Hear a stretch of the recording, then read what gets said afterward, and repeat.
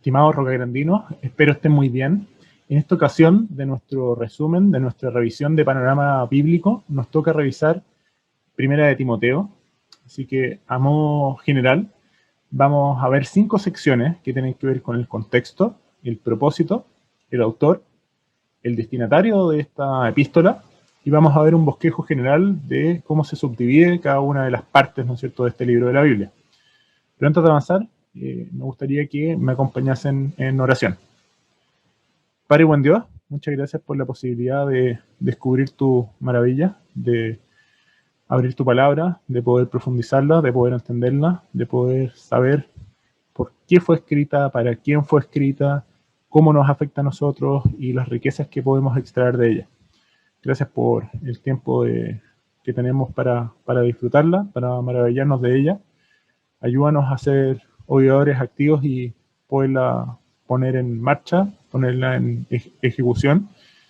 Y te pedimos que bendiga este tiempo para que sea de provecho, bendición y gloria a ti. Gracias. Bueno, en principio el contexto tiene que ver fundamentalmente con el año, la circunstancia y cuál es la utilidad que podemos extraer de esta epístola. Y como bien digo, es una epístola pastoral que se suman, ¿no es cierto?, a Segunda de Timoteo y Tito. Y muchas personas se podrían preguntar, bueno, si es una epístola pastoral, ¿por qué me tendría que importar a mí que no soy pastor? Y una de las cosas por la cual nos debería importar, ¿no es cierto?, aparece en Segunda de Timoteo, que es otra epístola pastoral, ¿no es cierto?, que nos habla de que toda la escritura es inspirada por Dios y útil para enseñar, para redarguir, para corregir y para instruir en justicia. Como Primera de Timoteo es palabra de Dios y es perfecta, ¿no es cierto?, y útil, está ahí, ¿no es cierto?, para que nosotros la podamos leer y podamos aprender de ella. En segundo aspecto de por qué nos va a servir una epístola pastoral es que Pablo le dice a Timoteo que tiene esta utilidad. Dice, para que si tardo sepas cómo debes conducirte en la casa de Dios, que es la iglesia del Dios viviente, columna y baluarte de la verdad. Ahí cuando dice cómo debes conducirte, no es cómo debes conducir. Nosotros que estamos, ¿no es cierto?, también en la iglesia, tenemos que saber cómo conducirnos, y esta epístola nos habla, ¿no es cierto?, de cómo comportarnos bien dentro del contexto, ¿no es cierto?, eclesiástico. Así que también es de utilidad para nosotros por eso. De nuevo, volviendo al contexto, el contexto es que Pablo estaba en Macedonia, ¿no es cierto?, se había ido de Éfeso y tenía esta iglesia en Éfeso que no tenía muy buena doctrina, que tenía problemas, él no había podido pasar mucho tiempo, y deja a Timoteo, ¿no es cierto?, cuidándola, administrándola, proveyendo, ¿no es cierto?, a los otros creyentes del alimento espiritual, ¿no es cierto?, y lo tiene que aconsejar para que lo haga de buena manera. Y esto se vive en el año 62 después de Cristo. Si vamos al propósito, ¿para qué fue escrito, ¿no es cierto?, esta epístola pastoral? Bueno, en primer lugar, para fortalecer a Timoteo. Timoteo estaba en una labor nueva, en una labor de que no estaba acostumbrado, él era joven, era un poco enfermizo, ¿no es cierto?, tenía algunas características que pareciera ser que necesitaba de ayuda, ¿no es cierto?, de aliento. Y Pablo le dice en 1 Timoteo 1:18, este mandamiento, hijo Timoteo, te encargo, para que conforme a las profecías que se hicieron antes en cuanto a ti, milites por ellas la buena milicia. Esto de te encargo, ¿sí?, es lo que está tratando, ¿no es cierto?, y este concepto de milites en la buena milicia, lo que está tratando de hacer Pablo es darle ánimo, fortalecerlo, ¿no es cierto? Es como, oye, te encargo algo que es importante, que está conforme a la Biblia, conforme a las profecías, ¿no es cierto? Necesito que milites en esto, está diciendo, necesito que seas más fuerte, ¿no es cierto?, para que cumplas este cometido de conducir bien a este rebaño. Lo otro tiene que ver con corregir herejías. Hablamos, ¿no es cierto?, que esta iglesia en Éfeso no era la mejor doctrinalmente, habían problemas, habían judaizantes, habían historias, habían problemas, ¿no es cierto?, de interpretación, y eso se plasma también en 1 de Timoteo. Vemos que en 1 de Timoteo 1:3 parte recién, ¿no es cierto?, de esta epístola pastoral, y ya nos está diciendo Pablo algo. ¿Cómo te rogué que te quedases en Éfeso cuando fue a Macedonia? Para que no mandases a algunos que no enseñan diferente doctrina. Había diferente doctrina. Había personas que estaban enseñando diferente doctrina, por eso se lo advierte, ¿sí? Había que, ¿no es cierto?, mandar, había que ser categórico con las personas que estaban distorsionando la verdad. No todos, es más, en esa época nadie tenía el compendio completo de la Biblia, no estaba escrita en su totalidad, entonces muchas veces por cartas, por rumores, por conversaciones se sabían las cosas y habían personas que estaban mezclando un poco de verdad con mentiras y a esos había que corregir, ¿sí? Y por último, tiene el propósito para que sepamos tener una conducta apropiada dentro de la iglesia, una conducta social, ¿no es cierto? Cómo debemos conducirnos, cómo debemos relacionarnos con otros, qué debemos hacer. Y esto en 1 Timoteo 5:3, ¿no es cierto?, nos da un ejemplo de, bueno, ¿cómo tenemos que conducirnos? Bueno, en parte, ¿no es cierto?, tenemos que honrar a las viudas que en verdad lo son, ¿no es cierto? Tenemos que honrar a las viudas. Eso es una conducta apropiada que piensa Pablo, ¿no es cierto?, cuando nos está aconsejando. Hay bastantes más conductas apropiadas, ¿no es cierto?, que descubrimos cuando leemos esta epístola. En términos del autor, bueno, ya sabemos, lo hemos dicho bastantes veces, ¿no es cierto?, lo escribió Pablo, y Pablo, no solamente como él, como persona, sino como apóstol de Jesucristo. En la salutación inicial no se demora nada, parte, ¿no es cierto?, nosotros cuando hacemos una carta, escribimos un email, generalmente terminamos firmando. Pablo empieza firmando. A partir del versículo 1 dice, Pablo, apóstol de Jesucristo, por mandato de Dios, nuestro Salvador, y al Señor Jesucristo, nuestra esperanza. A Timoteo, verdadero hijo en la fe, gracia, misericordia y paz, de nuestro Padre y de Cristo Jesús, nuestro Señor. Acá parte diciendo, soy Pablo, tengo autoridad apostólica, soy un enviado directo de Jesucristo, ¿no es cierto?, en que dice, lo que te voy a comentar no viene de mi propia boca, viene, ¿no es cierto?, de Dios. Por otro lado, destinatario, hemos hablado bastante, ¿no es cierto?, de que Pablo le escribe a Timoteo, pero además de saber para quién fue escrita, vamos a ver quién era este tal Timoteo. Y Timoteo aparece en la Biblia antes, incluso de 1 Timoteo, 2 Timoteo, y lo definen como un buen creyente. Si incluso vamos a Hechos 16, los versículos 1 y 2, nos habla con respecto a el testimonio de este Timoteo. Dice así la palabra de Dios. Después llegó a Derbe y a Listra, y he aquí había allí cierto discípulo llamado Timoteo, hijo de una mujer judía creyente, pero de padre griego.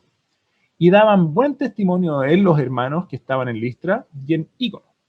Así que nos habla, ¿no es cierto?, de un buen creyente, de una persona que tiene buen testimonio, ¿sí? Y en las Escrituras no solamente nos dice que era un buen creyente, sino también un conocedor de la palabra de Dios, ¿sí? En 2 de Timoteo 3:15, Pablo, de nuevo hablándole a Timoteo, le dice, y que desde la niñez has sabido las sagradas Escrituras, las cuales te pueden hacer sabio para la salvación por la fe que es en Cristo Jesús. Su madre y su abuela, creyentes también, ¿no es cierto?, desde antes de su juventud, ¿no es cierto?, desde la niñez, desde el vientre prácticamente, ¿no es cierto?, han estado predicando la palabra, han estado, ¿no es cierto?, evangelizando, han estado proactivamente dándole a conocer a la palabra. Y esto también es una lección, ¿no es cierto?, para los que vamos a ser padres o los que son padres, ¿no es cierto?, es como la pregunta, ¿cuándo tengo que empezar a hablarle a mi hijo, ¿no es cierto?, a un niño de Jesús, ¿no es cierto?, de la salvación de Dios? Y es desde la niñez, desde lo más temprano posible, ¿no es cierto? Y este es un buen ejemplo de alguien que desde temprano estaba consumiendo, ¿no es cierto?, de Dios. Nos dice también como en términos de características que era joven, enfermizo y tímido. Acá dejo los versículos donde afirma cada uno de estos, no los vamos a pasar por cosa de tiempo, pero Pablo dice que no estimen en poco la juventud de él, le habla de que tome vino por sus continuos problemas estomacales, se habla de que Pablo tiene que empujarlo, ¿no es cierto?, animarlo a hacer una tarea que era muy difícil, por lo cual se veía que no era parte de su carácter ser una persona potente, ser una persona vehemente, ser una persona, sino que era más bien de un perfil tímido. Yo no podía pensar por qué Dios toma una persona joven, enfermiza y tímida para una labor tan grande, siendo que a lo mejor necesitamos a alguien todo lo contrario, ¿no es cierto? Una persona con experiencia, una persona sana y una persona extrovertida, una persona, ¿no es cierto?, con buenas capacidades comunicativas. Y es una lección también que Dios nos da de humildad y una lección de que Dios toma muchas veces lo vil, lo despreciable, lo que nadie quiere del mundo, ¿no es cierto? Y lo moldea como Él quiere, lo que ve Dios, ¿no es cierto? Él ve muchas veces el corazón, Él ve características que nosotros no podemos ver, ¿no es cierto? Ve distinto a cómo ve el hombre. Y en términos de cómo podemos aprender, o una subdivisión, un esquema en cómo podemos aprender, ¿no es cierto?, este libro, esta epístola, ¿no es cierto?, la podemos subdividir en 6 partes. En principio, una salutación, ¿no es cierto?, que es de apenas 2 versículos, el 1 y el 2, de la mala doctrina que se está viviendo ahí y cómo había que corregirla. Habían después inmediatamente instrucción a los maestros, cómo los maestros se tenían que conducir en la casa de Dios, y no solamente los maestros, sino que en general, ¿no es cierto?, los siervos. Habla de la apostasía, retoma el tema de la mala doctrina y habla de los apóstatas. Y después habla de distintos grupos, que no a todos hay que tratarlos distintos. Existen hombres, mujeres, mayores, menores, ¿no es cierto?, viudas, esclavos. ¿Cómo hay que tratar a esas personas?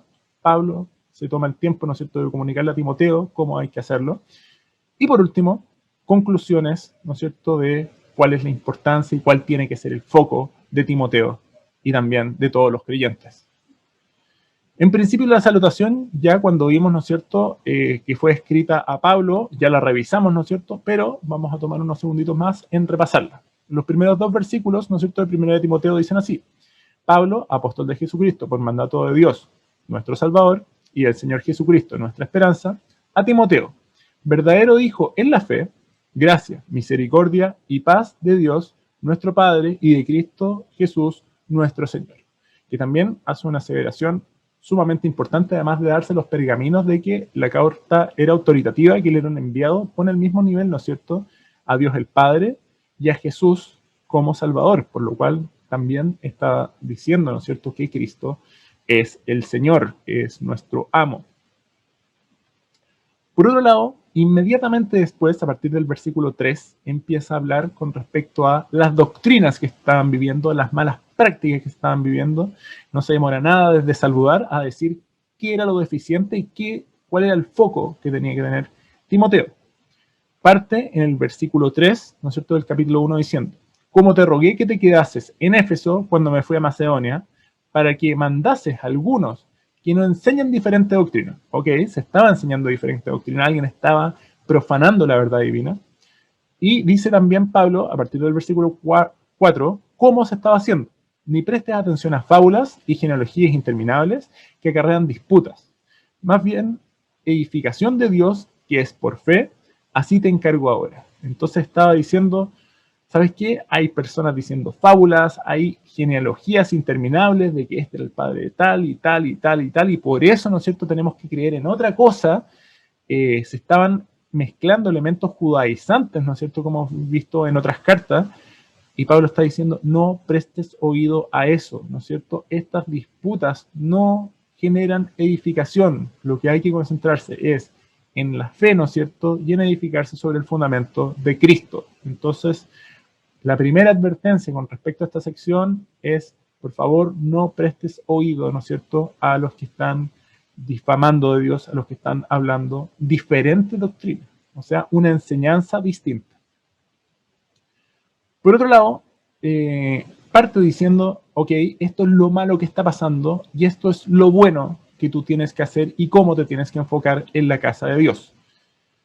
Parte, ¿no es cierto?, con la oración, algo sumamente importante, ¿no es cierto?, además de instrucciones explícitas, ¿no es cierto?, que vamos a ver, que dicen que los ancianos, ¿no es cierto?, tienen que ser, y también los diáconos tienen que tener ciertas características. Parte, ¿no es cierto?, con algo elemental que tiene que ver con la oración.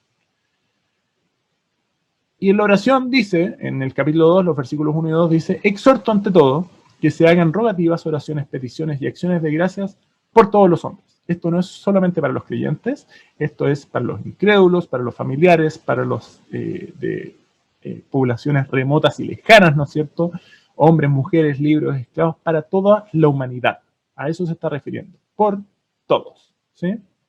Y después hay un énfasis especial que es muy particular, dice, por los reyes y por todos los que están en eminencia, para que vivamos quieta y reposadamente en toda piedad y honestidad.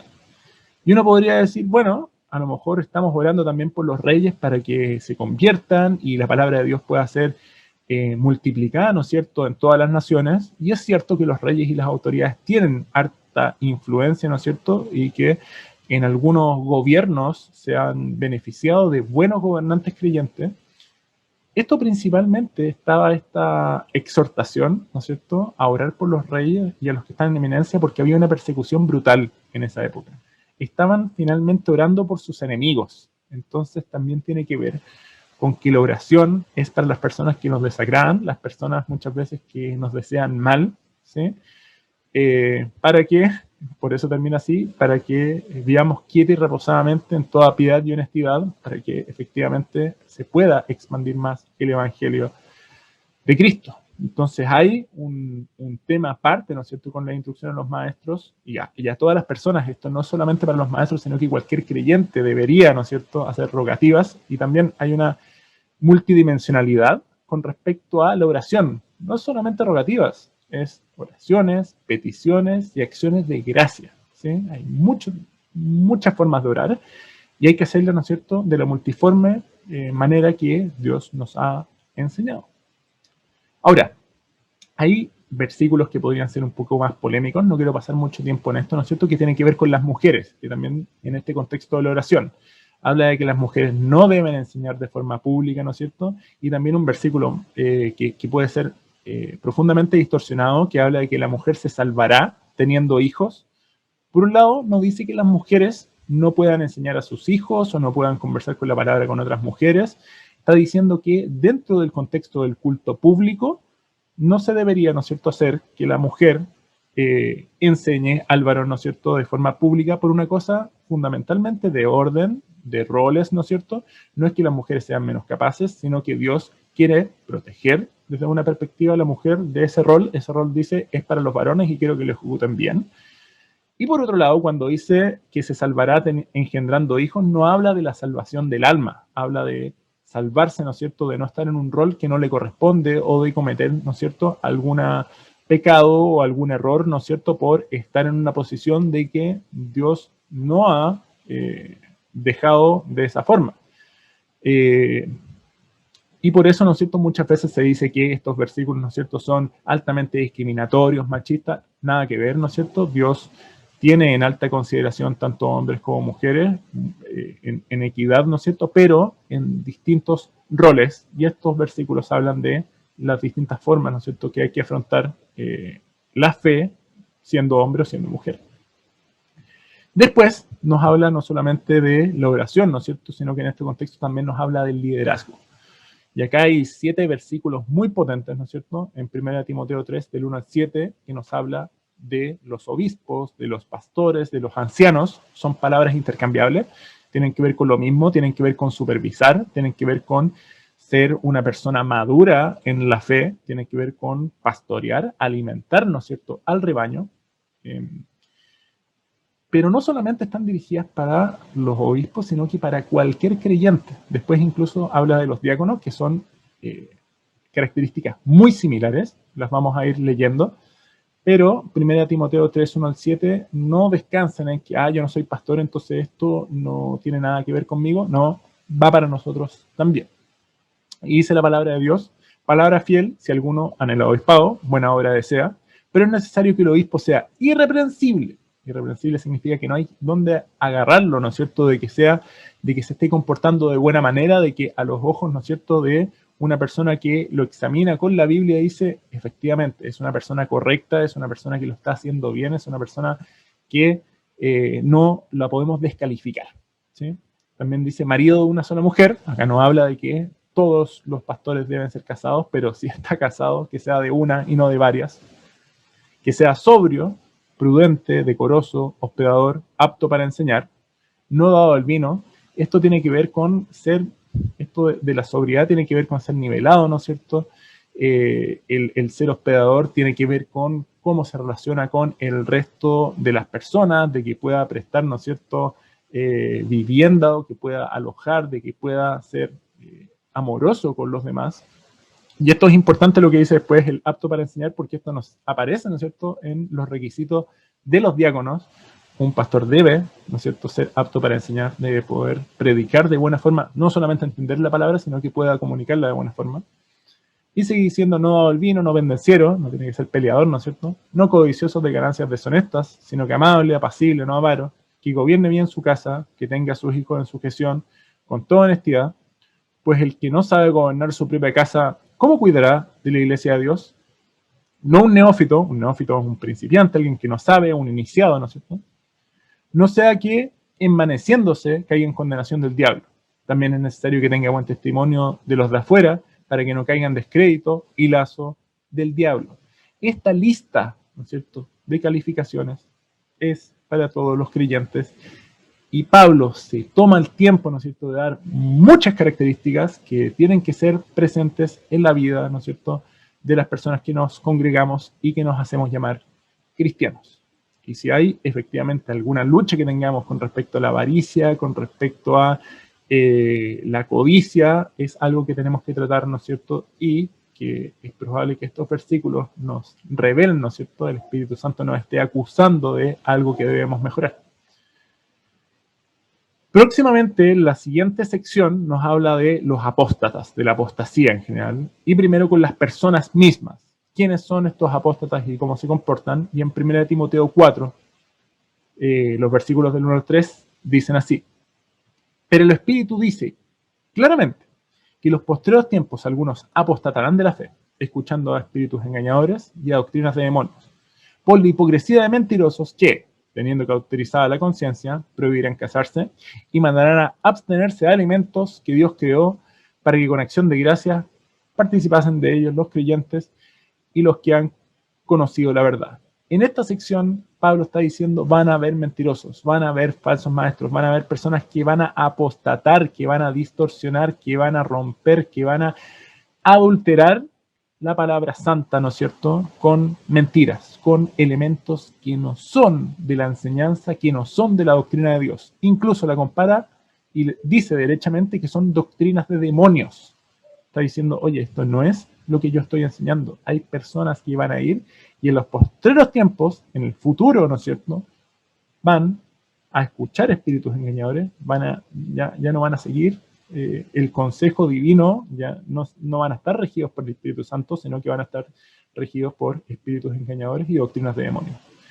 Y siendo mentirosos, ¿no es cierto?, y no teniendo una conciencia limpia, van a hacer distintas cosas. Por ejemplo, prohibir casarse y eliminar algunos alimentos que Dios creó, que era una práctica judaizante muy común en esa época, que decían, este alimento, ¿no es cierto?, va a hacer que no seas espiritual, o no, si te casas, ¿no es cierto?, no vas a poner los ojos en Dios. Eso no es así. La Biblia honra, ¿no es cierto?, el matrimonio, y también Dios dice que todos los alimentos, si son tomados con acción de gracia, ¿sí?, que Dios los ha creado para que los podamos disfrutar. Entonces, que nadie nos venga, ¿no es cierto?, a decir una cosa distinta. Por otro lado, hace un contraste. Estos son los apóstatas, pero también, Timoteo, quiero que seas un buen ministro, quiero que seas un buen líder, quiero que te guíes bien en la casa de Dios.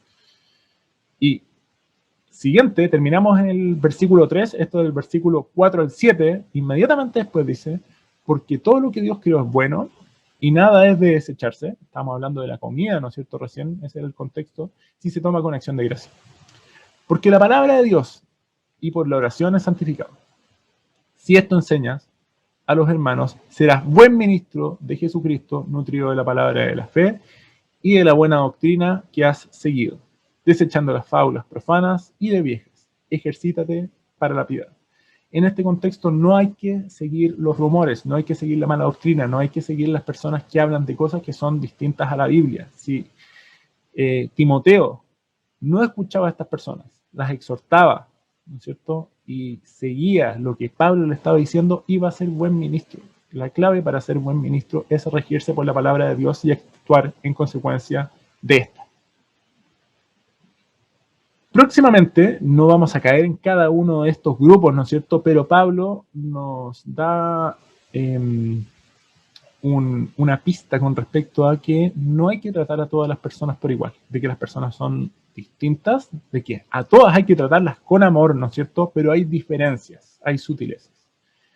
Están dentro de este relato, se habla de los jefes de hogar, de las viudas mayores, de las viudas jóvenes. Por ejemplo, los jefes de hogar hablan con respecto a que tienen que proveer para lo suyo, de que no pueden descartar esa responsabilidad, si no son peores que incrédulas, de las viudas mayores y cómo hay que tratarlas, cómo hay que sostenerlas, de las viudas jóvenes, cómo eventualmente deberían volver a casarse y no inmiscuirse, ¿no es cierto?, en temas ajenos. Habla de los ancianos, de cómo hay que cuidarlos, de cómo hay que tratarlos, y habla también de los esclavos que tienen, por ejemplo, amos creyentes.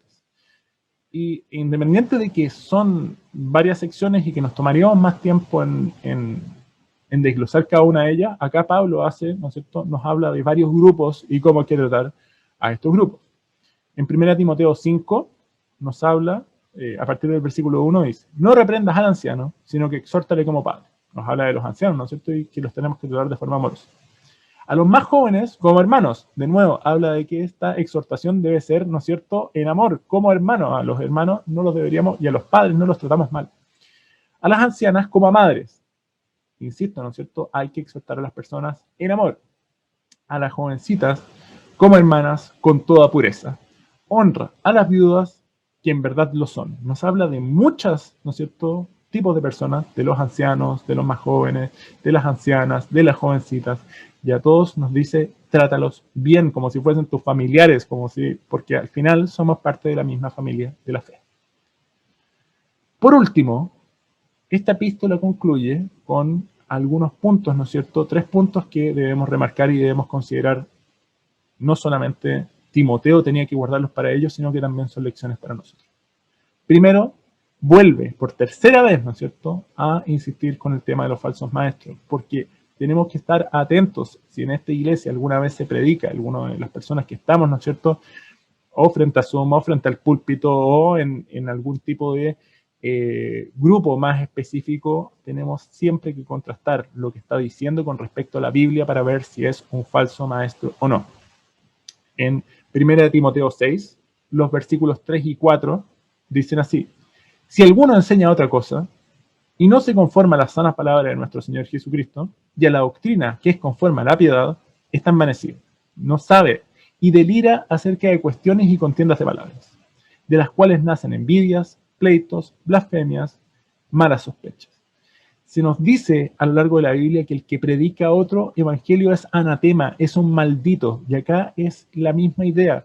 Si alguien viene con otro tipo de palabras para generar división, esto, ¿no es cierto?, es un delirio, no tiene lógica, no tiene sentido, no es bueno, porque el único que es bueno y tiene lógica es el Dios del cielo, y si vamos en contra de él, generamos contiendas, generamos envidias, pleitos, blasfemias y malas sospechas. Hay que prestar oído, ¿no es cierto?, al que habla acerca de la palabra de Dios, no al que la tergiversa y la adultera.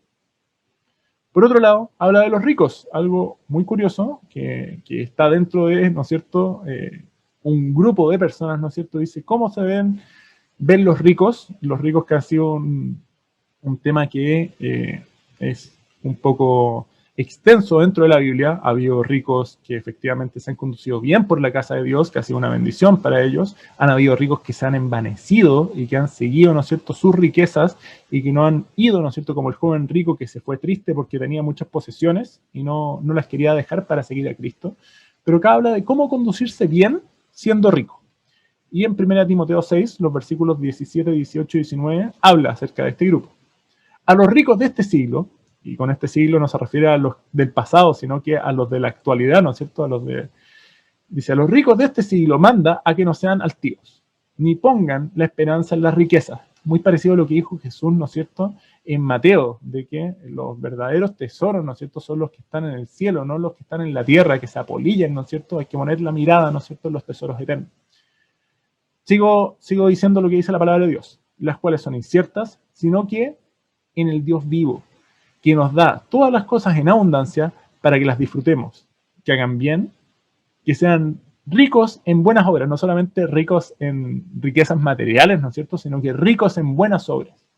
Como tienen mucho, ¿no es cierto?, deben ser dadivosos, generosos, atesorando para sí buen fundamento para lo porvenir, que echen mano de la vida eterna. Ese es el foco que tienen que tener los ricos, no sus riquezas, en la vida eterna. Que compartan, de que sean buenos, de que solidaricen, ¿no es cierto?, con los que, si tienen una bendición de Dios, que eso, ¿no es cierto?, de que lo mucho que tienen, lo repartan también con los más desposeídos. Esto no habla, ¿no es cierto?, de desprenderse de todos sus bienes materiales, no habla de ser absolutamente austero, dice que los ricos, ¿no es cierto?, no dice los ricos dejan de ser ricos, este no es un voto de pobreza, pero dice aquí la abundancia que tengan también la compartan, de que sean dadivosos y generosos.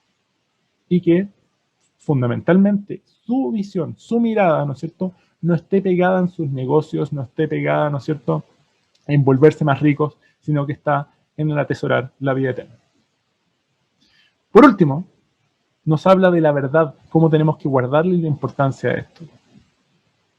Primera de Timoteo 6:20 dice: oh Timoteo, guarda lo que se ha encomendado, evitando las profanas pláticas sobre cosas vanas. Esto es algo que, ¿no es cierto?, hemos visto reiteradamente, las falsas doctrinas, las conversaciones, las fábulas, lo que no conviene, lo repite una y otra vez porque nos tiene que quedar tatuado en el cerebro, ¿no es cierto?, de que no tenemos que evitar, ¿no es cierto?, las profanas pláticas sobre cosas vanas y los argumentos de la falsamente llamada ciencia. Lo que tenemos que guardar, ¿no es cierto?, es la verdad, es la palabra eterna, y no tenemos, ¿no es cierto?, que confundirnos con profanas pláticas, con argumentos de falsa ciencia, ¿no es cierto?, que nos desvían de lo que verdaderamente importa. Siguiente a esto, ¿no es cierto?, el próximo libro que se va a discutir, que se va a compartir, que se va a presentar, que nos va a servir, ¿no es cierto?, para nuestro estudio personal, va a ser Segunda de Timoteo. Recordamos, como siempre, este estudio no es un sustituto en lo absoluto de la palabra inspirada por Dios, es un complemento, es una ayuda, es algo para que cuando estemos, ¿no es cierto?, en Primera de Timoteo 3, recordemos, esta es la parte de la sección de los maestros, entonces esto tiene que ver con cómo comportarnos, pero no solamente es para los maestros, sino que para todos, ¿no es cierto? Es una guía, es un diagrama, ¿no es cierto?, que nos hace entender más en profundidad, ¿no es cierto?, la palabra de Dios, y que en ningún caso, ¿no es cierto?, es, ok, yo ya conozco Primera de Timoteo, ahora me lo salto. Es un buen inicio, a lo mejor es un buen incentivo para que puedan revisar Primera de Timoteo y puedan experimentar y extraer riquezas que otras veces lo han leído y han dicho, uy, esto no lo había visto de esta forma. Habiendo dicho esto, muchas gracias por poder estar, ¿no es cierto?, aprendiendo de la palabra de Dios. Esperamos que el Dios rico en misericordia, ¿no es cierto?, nos pueda dar este conocimiento, que lo podamos aprovechar y utilizar para nuestra vida. Me voy a despedir en una oración, agradeciendo a Dios por este tiempo. Dios y Padre bendito, muchas gracias por esta epístola que nos muestra tantas cosas profundas y preciosas con respecto a tu carácter, con respecto a tu bondad, con respecto a lo grande que eres, a lo sabio que eres.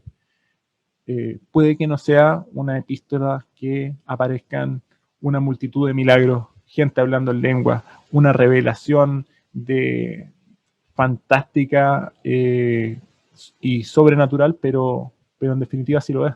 Esto, que es tu palabra inspirada, es una revelación especial, es una manifestación de tu Espíritu Santo en Pablo, comunicándonos a nosotros más buenas noticias todavía, de cómo nos tenemos que comportar, de cómo lo tenemos que hacer, de cómo podemos ser llamados de buena manera hijos de Dios a través de estas cosas.